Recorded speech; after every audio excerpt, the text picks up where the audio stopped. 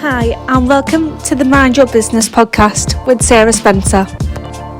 I think women do need to be encouraged, but women also need to know their worth, and they also probably need to be assisted sometimes to take opportunities. Did you want to be a lawyer growing up? Was that always your aspirations from a little girl, or was there moments or certain moments in your life of influence that led you down the path of the legal road? I wanted to become a lawyer when I was in high school, and I was in high school in the 1980s, and there was a TV program that I absolutely loved called LA Law, and I just thought it looked fabulous. I also was a debater at school, and interestingly, one of my debating team from high school's now just really recently become a High Court judge, so that's been quite interesting too. Obviously, we weren't too bad at debating, and I think we won a couple of titles too when we were in high school. So that was the background.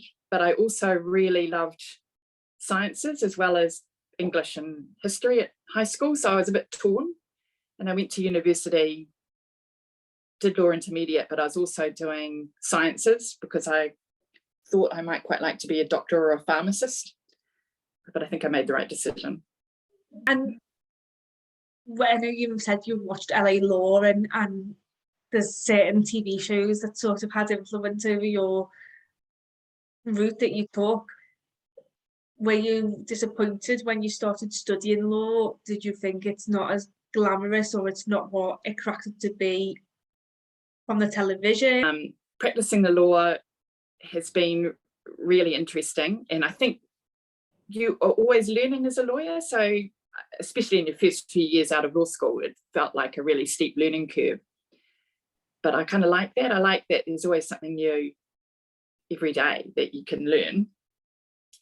LA law, the law is infinitely slower than it is on TV. And I guess the other thing is that I'd always wanted to be a litigation lawyer. I wasn't interested in being any other kind of lawyer. So much of what I learned at law school probably isn't entirely relevant, although litigation spans everything, really.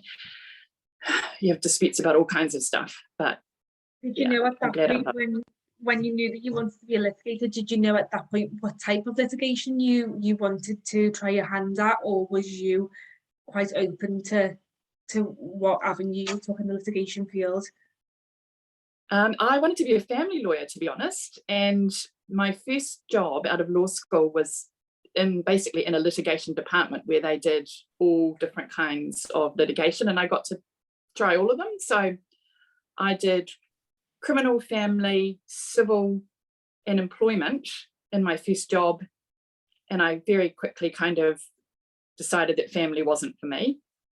I really liked criminal law, and I really liked civil, so the civil and commercial disputes. And I did from really early on was doing insurance type work. So I just kind of loved the variety of insurance and the issues and the kind of layering. Yeah. But I also did really like criminal, but it was more about the facts and the law. I think as well, people, the criminal and insurance are just completely worlds apart. So I think people always end up starting the legal career or the litigation, wanting to be a litigator, and every single person that you speak to at that point that always want to be doing criminal, because I think they do think it's going to be juicy murder cases, but the reality of that is that that's few and far between, or hardly ever happens. Well, I junior juicy murder cases in my first job, and I think too much. If you are a criminal lawyer and you deal with criminals all day, I think you have to be kind of a special person, because it really did get to me, and you start thinking that the world is different to really the reality of it. So you start seeing the bad in everything. Yeah. and you think that people are bad rather than people are good. And yeah, it wasn't for me long term. I think if you could just like splatter it between other work, it might be doable, but for me it wasn't doable as a full-time thing. And so how many years PQE were you when you decided insurance was definitely the route for you? I spent about 3.5 years in New Zealand doing a bit of everything. Then I went to London and I worked for an insurer, and then I worked for a council. So I think I was in the UK for about 4 years, came back to New Zealand, spent 4 years doing mainly civil, and then went to the firm that I'm currently at. And just as a kind of coincidence, probably wasn't a coincidence when I was hired, but the firm that I work for now is an insurance boutique kind of insurance litigation firm, but they historically have done a lot of work for local authorities, and my work in the UK spanned both of those things. So I would have been 4, 8, maybe 12 years PQE before I went Specialised. to an insurance boutique firm. It's interesting as well, because I think a lot of young solicitors, they don't know what they want to do, and you sort of just have to try your hand at a couple of things that you have an interest in, and take it from there really, and take the avenue to specialise as your career paves its way. But I think that's right. yeah, and I think litigation, you're able to keep it a little bit broad, and try your hand at different cases, but it's either commercial or civil, and you have to go down that route.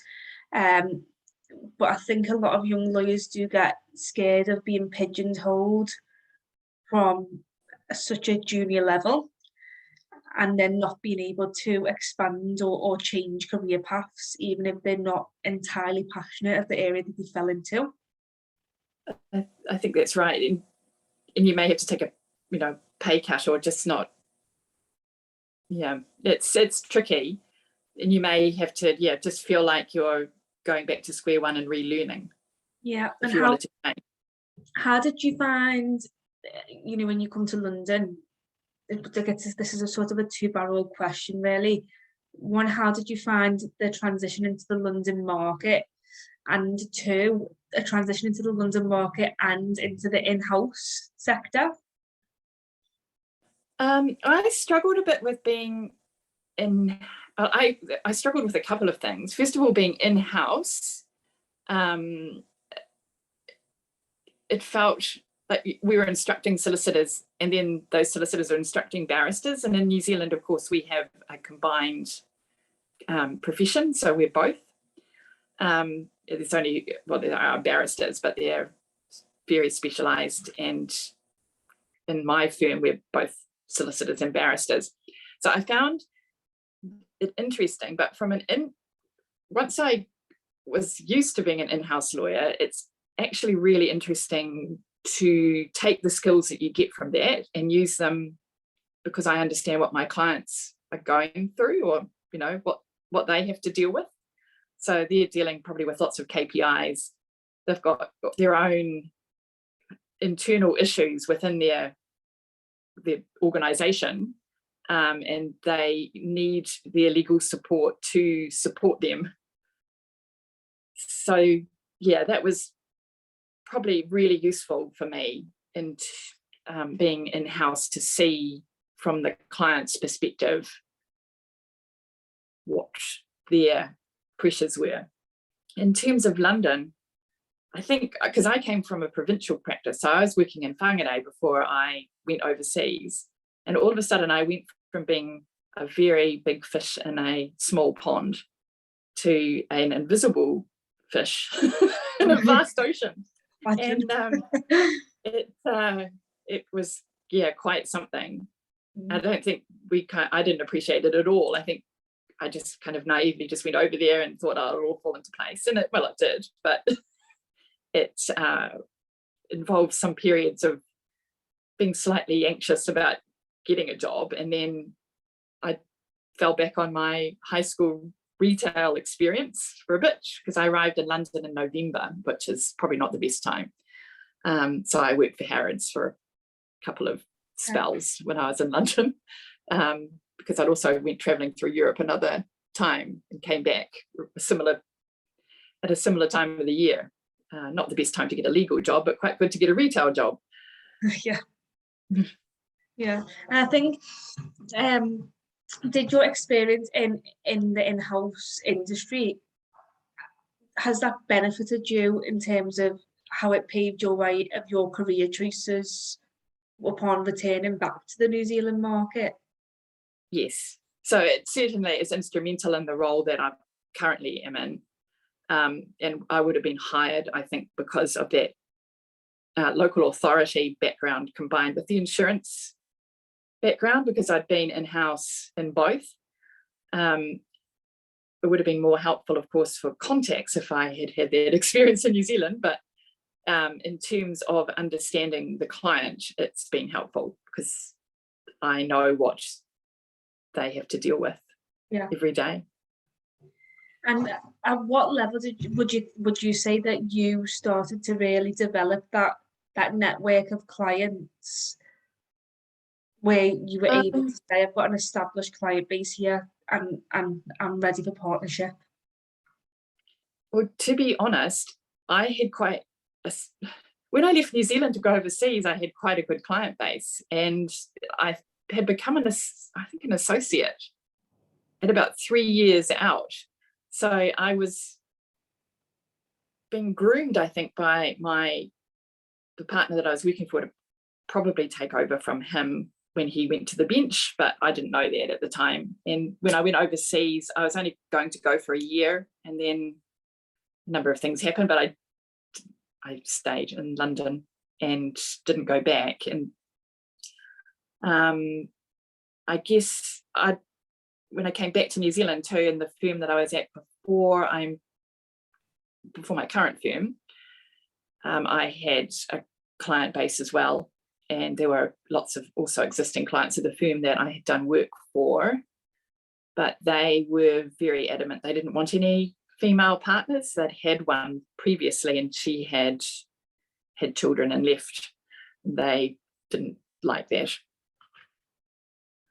Would you say that that's had an impact in terms of your attitude now and as a partner and how you are with your team?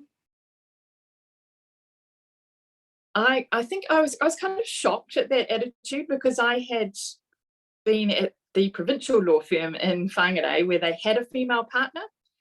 So she had left during that time, because I think it became a bit of a struggle for her.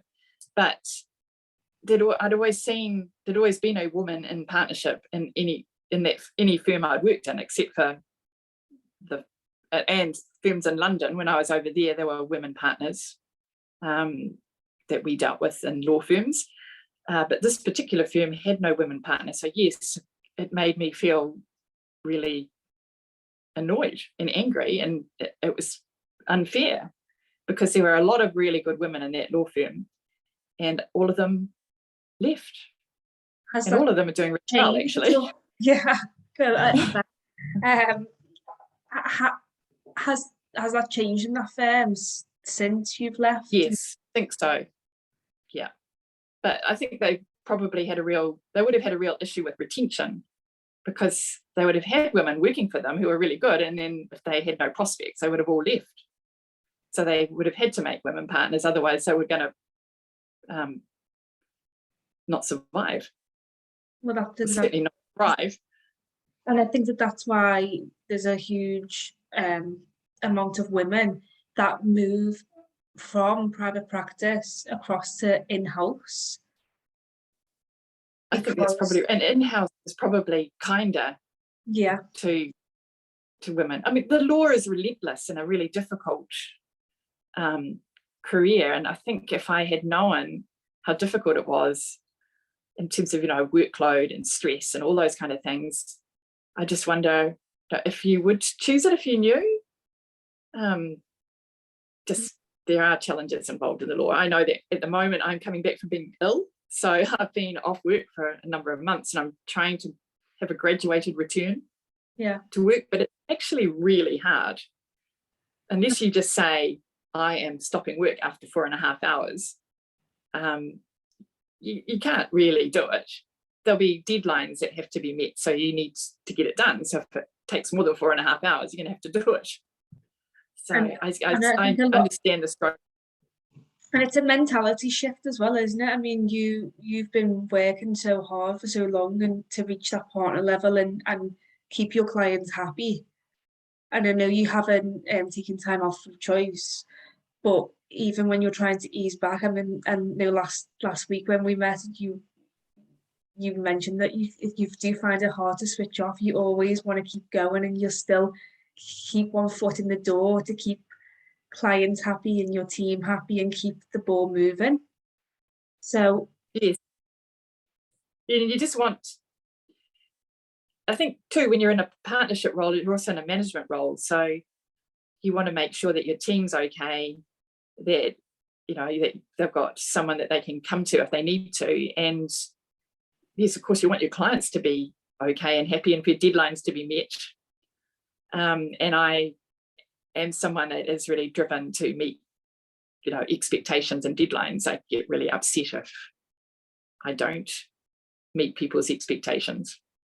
Yeah. And do you think that, I mean, in terms of the industry as a whole, obviously we know that there's a massive underrepresentation of women in leadership positions. Do you think that that's because of a lack of education in terms of, you know, how they manage someone being in a leadership position, but also being afforded flexibility and making lifestyle choices as well as being a leader? I think that the profession will change because it kind of has to.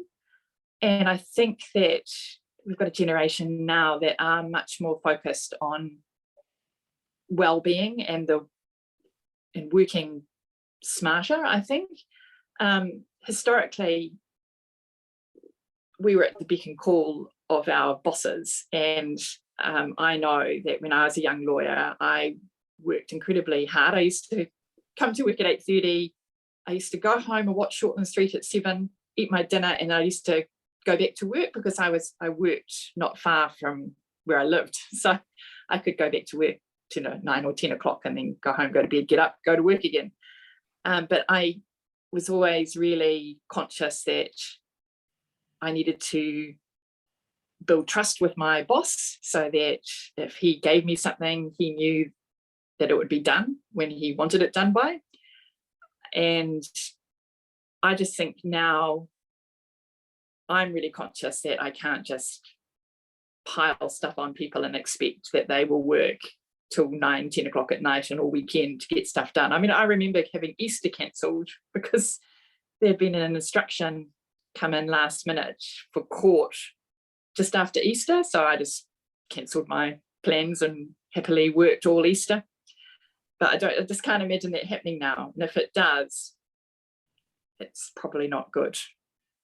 Do you think that it causes burnout? Like, would you notice a change in your productivity levels if you were to be working at 10 at night and then back in the office at 7 o'clock in the morning, or did you just get used to doing that?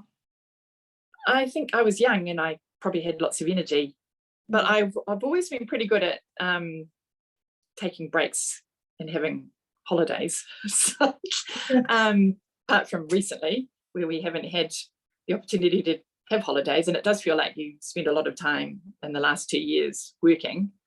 But I think I was young, and so when you're young, I think you have more energy, and I didn't burn out. I couldn't do that now. I think I would if I just worked from 8:30 until 10 o'clock every night, and then weekends. I think that, But I know I work with people that just are relentless workers, and I'm surprised that they can continue to function at that level. I know, I think it's a lot of coffee or Red Bulls and energy drinks and stashed up underneath the desk. I think like I still come across a lot of firms that will say on the face of it that you know, they respect their workers' lifestyle choices and they're flexible, but the reality of it is that that's actually not the case. They will be working till 10 o'clock at night and weekends. And sometimes that is to be expected if there's a case on and something needs to be filed. Of course, that's just the nature of the job. You know, it's swings and roundabouts. But have you noticed a change in culture of the legal industry since from when you were started as a junior to now? And I know it's different for you because you have your own team, so you can implement a certain culture that you want to breathe. But as a wider industry, can you see that there has been a shift? I don't know. I don't know if I can answer that question because I can only know what happens inside my own firm. I know that I myself I like to be quite organized, and I hate feeling that kind of mad panic that will happen if things need to be done at short notice. So I like, if I've got evidence due, I like it to be done before it's due so that I can make sure that it's all good before it goes in. You know, and like things like pleadings and things, I want them to be done before they're due, just so that I'm not having to worry about it. And the team, but you know, there are times when things don't get done on time and people do have to work probably harder than they needed to be. But I also like to give people lots of notice so that they aren't, you know, working all night to get something done. Yeah. I think that there probably are still, you know, pockets of people where they might just be a bit chaotic and they do have to do all-nighters because they haven't thought about something 3 weeks ago. Yeah. That was due. You know, there will be times when you've got injunctions or something where you have to work really hard, really quickly, but most of the time you have some notice about things that are due. Yeah, I think it's hard, isn't it? Because I know from meeting you already, you seem quite passionate about your team, and the culture that you breathe into your team. But the reality is that's not the case for every single firm in the industry, albeit we wish that it was. It's not. And I wanted to know from your perspective, because obviously you're always hiring employees into your team. When you are hiring, do you always make a conscious effort that they fit within the team and you're the correct fit? Yes. So we will quite often have more than one interview so that the candidate can meet more than one partner, because the other really unusual thing about our firm is that people tend to work for all of the partners. So there's 4.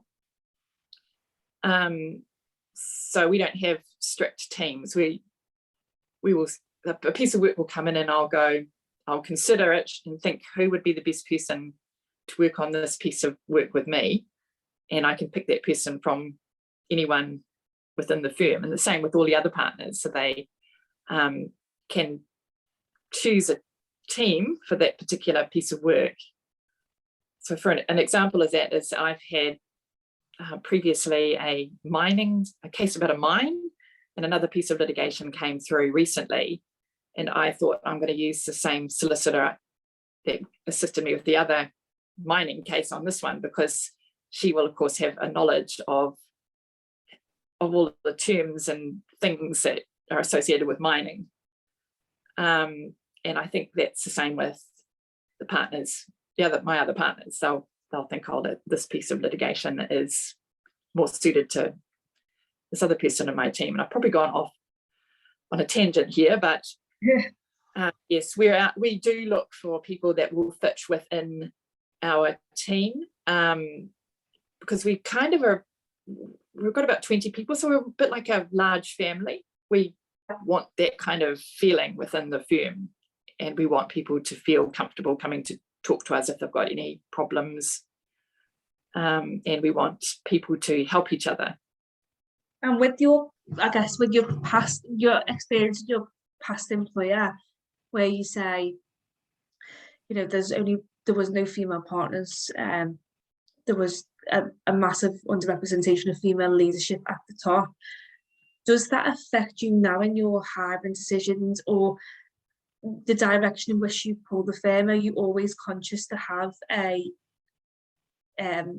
diverse partnership? We have 4 partners and 3 of them are women, and it's just, I don't think it's a conscious decision. We were all associates or senior associates together, and our firm historically, well, the predecessor to the current firm was a firm called Heaney & Co, and Heaney & Co had 2 female partners and 1 male partner. So it's always been a firm where women have been given the opportunity to shine, and I think that's important too for women coming through.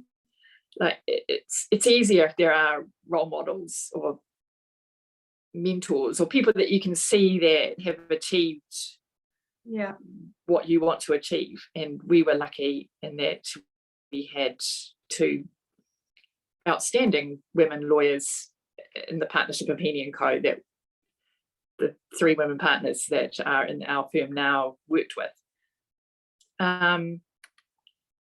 Diversity, I am kind of conscious now because I've done training in these things, that we might perhaps have some unconscious bias towards women. So I've been trying to be conscious of my unconscious bias. And we do have some really good male lawyers in the firm too, as well as a lot of very good female lawyers. Yeah. And do you think that as on an industry whole, that there's still a massive shift that needs to be made? I know that obviously you're conscious or unconscious bias, and probably having female partners would probably leave you in a better stance if I was a female candidate interviewing at your firm, and it was, you know, I had offers on the table from about 5 of the firms. I'd probably end up picking the firm with the most diverse partnership that I can relate to, and that I know, you know, has that on offer in comparison to a firm that didn't. So in terms of when you look at yourselves against the industry as a whole, do you think the industry is where it needs to be at, or do you think there's a lot of room for growth and education in terms of the equality at the leadership level? I think that even the large firms would acknowledge that they still have some ways to go. And I see that many of the big firms are now promoting women into partnership in much larger numbers than historically. I think that the difficulty for women is that they quite often are having families at about the time then they will reach that level where their partnership prospects are probably the greatest. So it's really tricky for them, and I think law firms need to have some flexibility.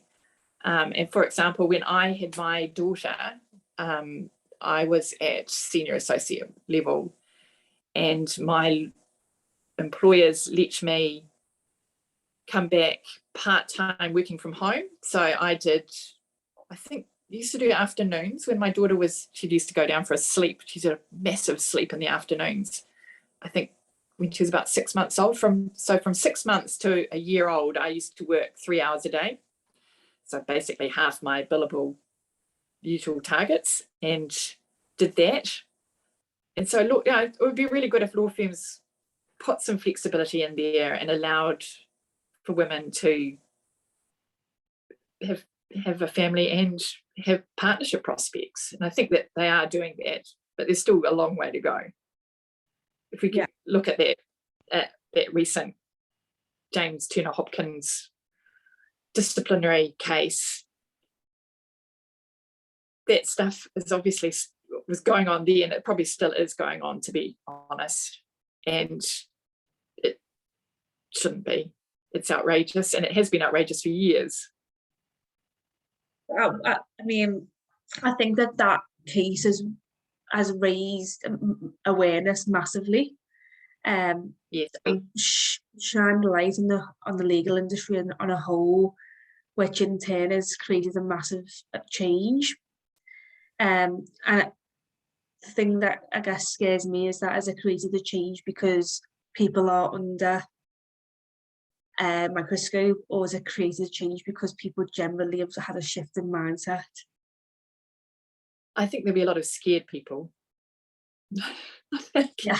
But I like to think that there will be a change in mindset, because of course you've got younger people coming through, but that he wasn't old. He wasn't an old white guy.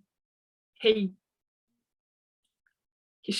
honestly should have known better. It really is outrageous. And to think that was going on in a really large firm where you'd think there'd be lots of checks and balances, and then to be protected just makes me feel really sad. And I know that, I mean, I did message you the other day, and you mentioned in terms of the mentoring program that the Law Society has in place for younger lawyers, which I think is probably programs like that are vital for other lawyers to have, older lawyers in the industry who might have experienced certain things upon their career, and sort of have more of a backbone and more confidence to guide them. Yes, I think so too. I think the mentoring programs are really, really good.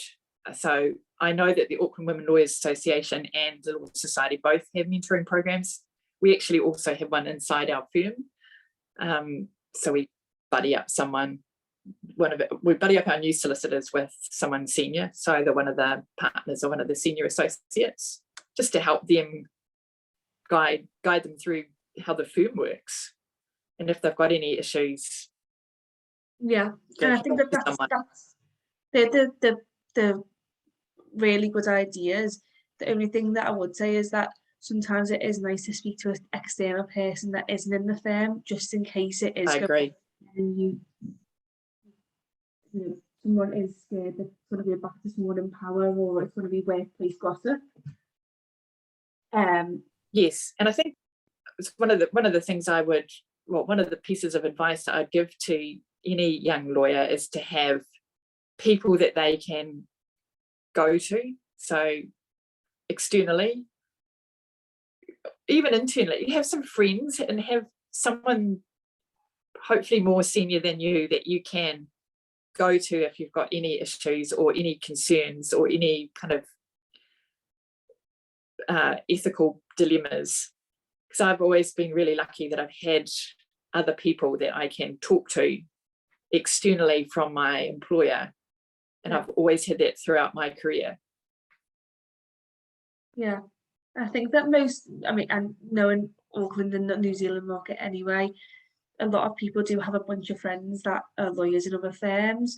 Yes. But even then, sometimes if they're your friends, you don't want to open up to them as much as what you would if it was an independent stranger who's got no bias at all towards the situation. So I think there is support systems out there, but it's just how aware people are of those support systems and how accessible they are, and how often people advocate for them. I think that's right. I don't know how widely known it is about the mentoring programs run. And there's also kind of mental well-being assistance that the Law Society offers, and I'm just not sure how well that's known about as well. So I think there's counselling sessions that you can access. Okay. I mean, that is, and I think that's useful for people like myself who do recruit in the legal industry in the New Zealand market. It's always good for us to know those platforms as well, so that we can refer candidates if that's a program that we think that they might be, but it might be beneficial to them. So it's always good to be aware of those programs and mentoring programs that are out there, so we can look people across. But in terms of yourself, female partners in the industry, do you think that there's onus, I guess, as a female leader in the industry to advocate for women coming Yes. up in the law?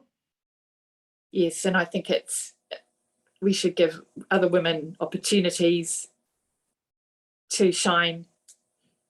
I've got my two mentorees that I'm just going to try really hard to get them opportunities to, appear in court, to speak in mediations, to do things professionally that might kind of be hard for them, but really good for them. Do you think that they have a lack of confidence? Because obviously women do tend to be a little less confident in terms of grabbing opportunities when it comes to when they arise. Women might shy away from them compared to men. And do you think it's really important to encourage them to take the leap of faith rather than shying away from those opportunities? Yes, and I think this is general. It's a very general observation, but young men tend to be more confident than young women. Young women tend to be more concerned about all the obstacles that they can see, as opposed to men who either don't have them or don't necessarily see them. And I've observed this over a number of years, and probably observed it in myself too.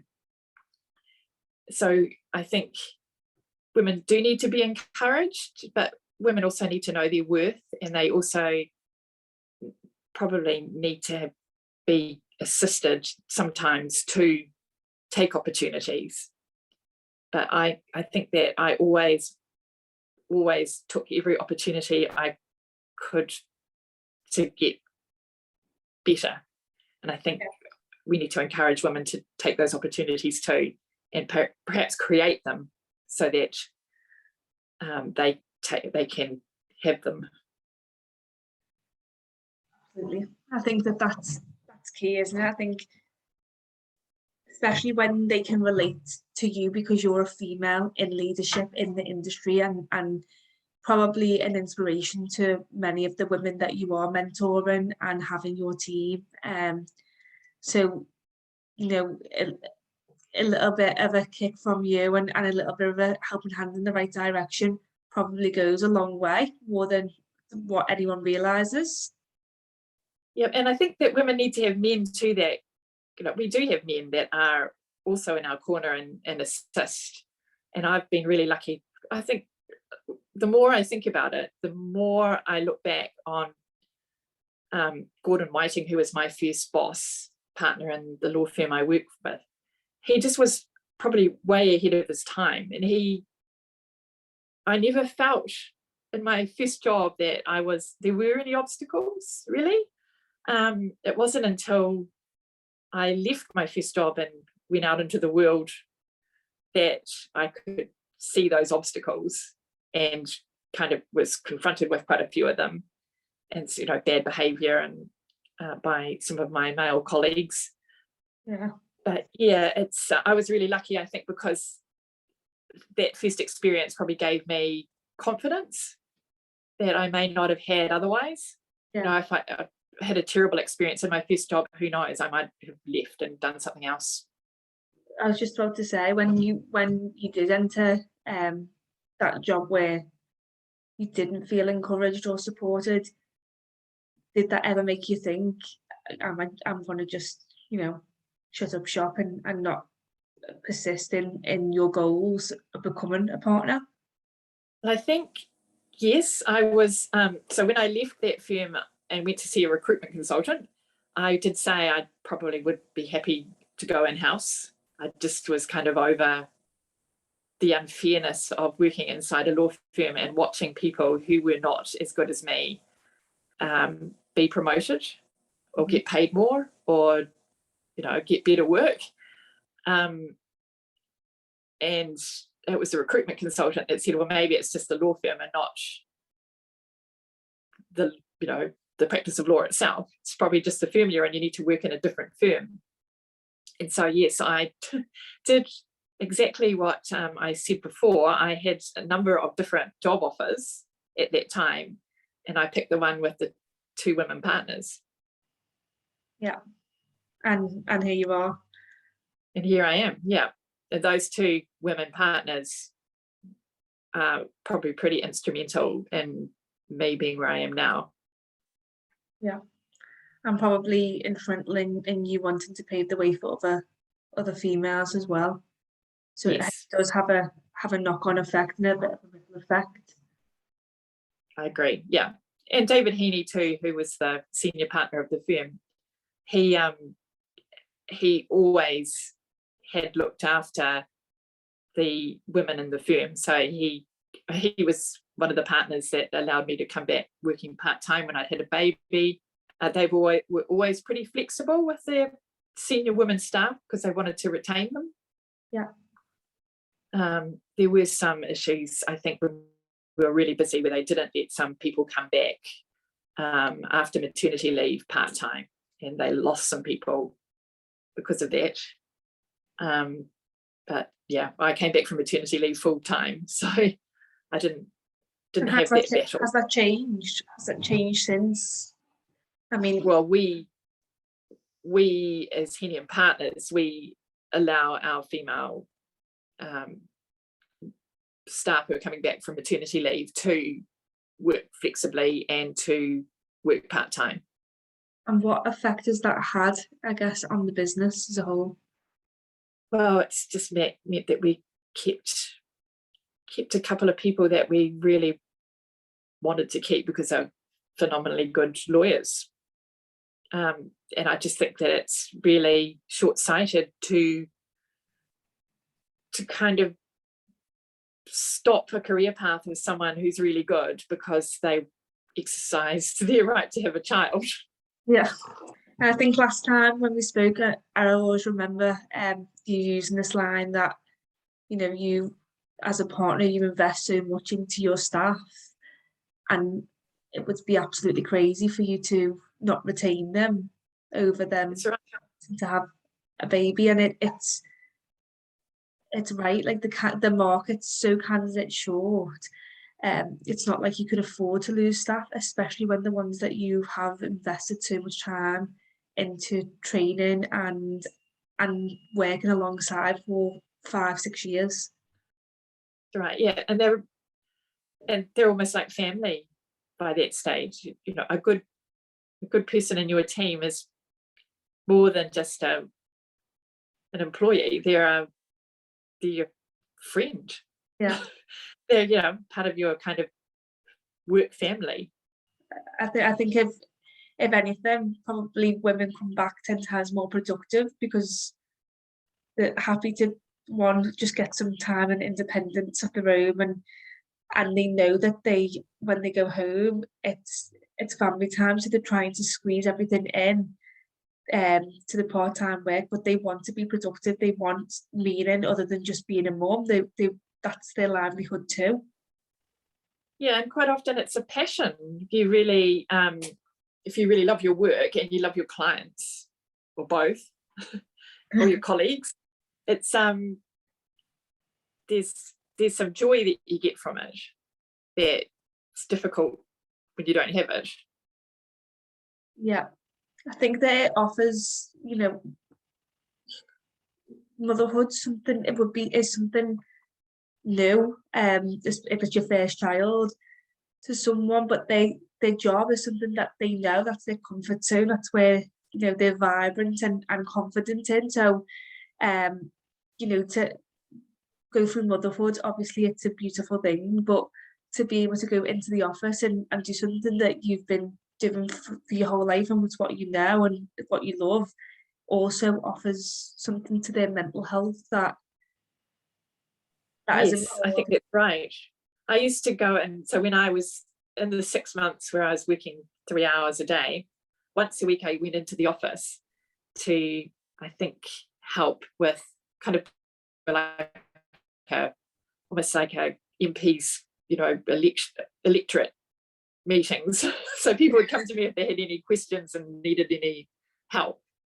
And I just loved it, because I think that the pandemic's also kind of demonstrated this, that there is a real kind of energy that you get from being with other people. I'm finding it quite difficult being stuck at home at the moment, and for most of the last 2 years feels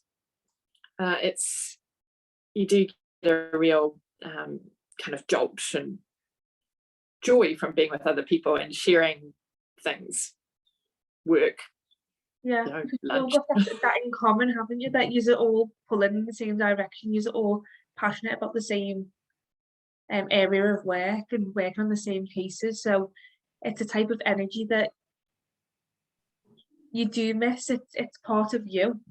Yes, And it adds a lot to your mental health to be able to have, you know, a home Frana and work Frana and friend Frana who goes to the pub and drinks with friends or goes paddleboard. There's loads of different aspects of people's lives that make up them.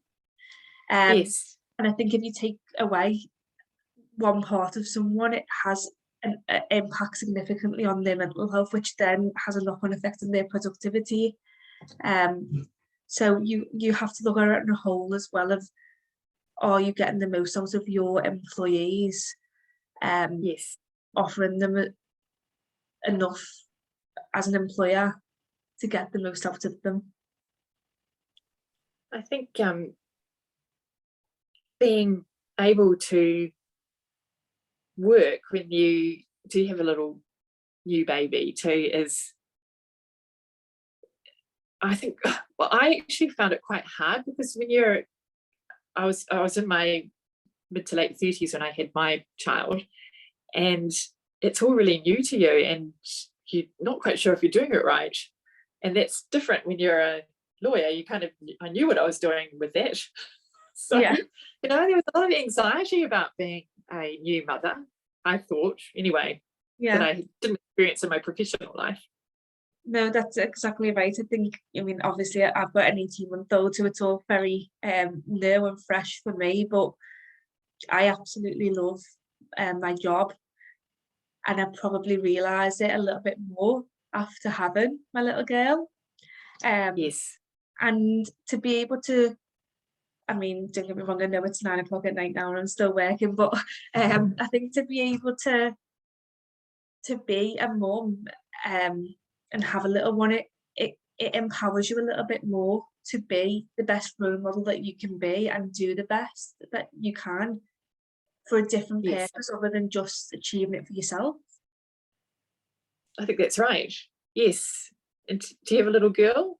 I have a little girl, yes. Yeah, me too. I have a big girl now. She's 12, but yeah, I think as well that's what sort of encouraged me to start the podcast, because she is a little girl, and I think, the onus is on us as females, especially if you have a platform or any type of network, is to use your voice to create a positive change so that our daughters don't have the same issues no matter what career route they pick or may pick. yeah. And I always kind of go by the philosophy that I want the profession to be better when I leave it than it was when I entered it. And I think it will be. Yeah, I think it definitely will. I think you've probably influenced a lot of young lawyers already that have come through the firm, and probably externally as well, that you've met along the way.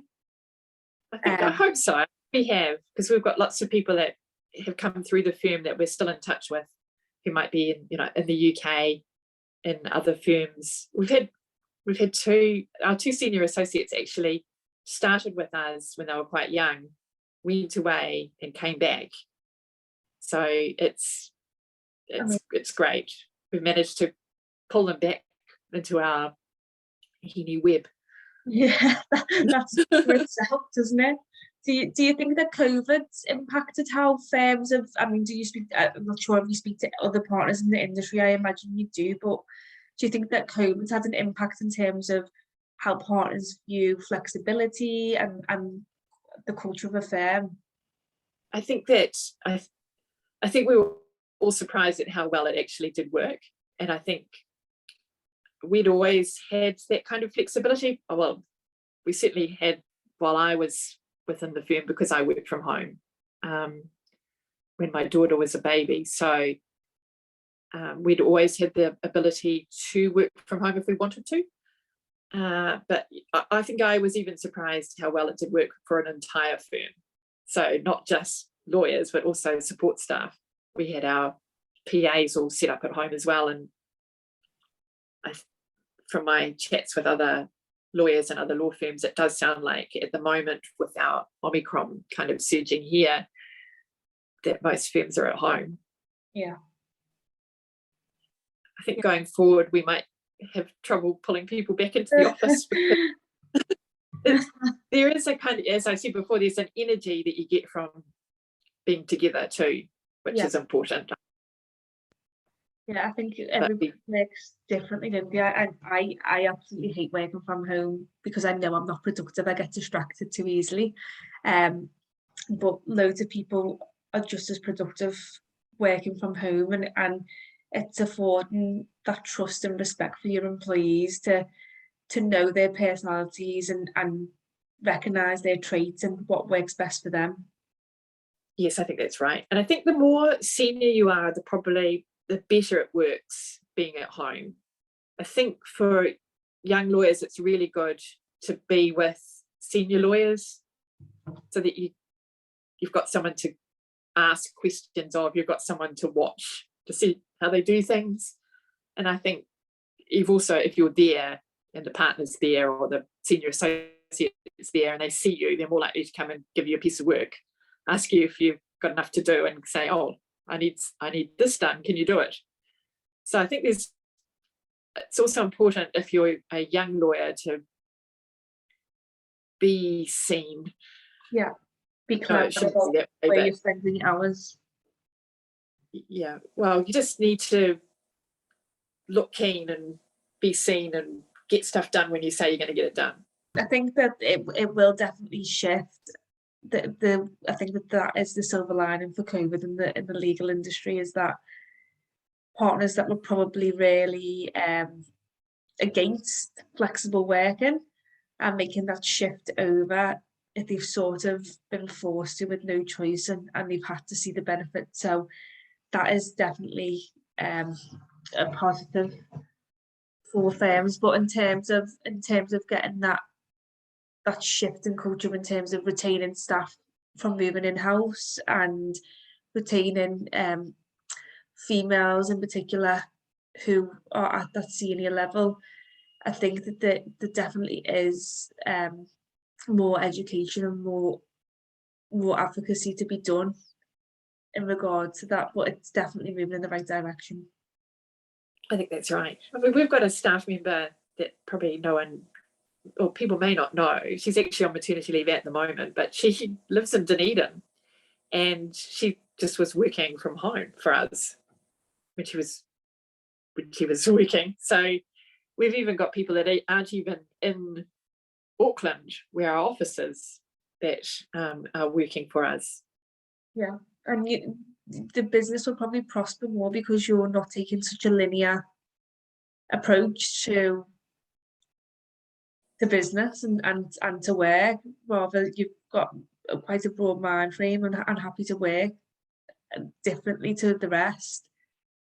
Yeah, and we just really wanted to keep her because she's really, really good as well. So we were happy to have her, even if she was in Dunedin. It's really good to have these kind of conversations and to put it out there that we need to support each other. Yeah, I think it is. I think it's important for male, female, CEOs, partners, HR hiring managers in particular in the legal industry to make young lawyers comfortable in the profession, hear what they've got to say and the feedback, take it on board and advocate for those that are in the minority. Yes, and I think, as I said before, we're always learning as lawyers, and I think there's a lot we can learn from people who are new to the profession. They've got the most kind of up-to-date legal knowledge because they've just gone through law school, but also they've got different ways of doing things, different ideas, and I think there's a lot we can learn if we listen. Yeah. Thanks for listening to today's podcast. The Mind Your Business podcast is proud to support the Mind the Gap campaign. Please head over to the website to register your business to close the gender pay gap.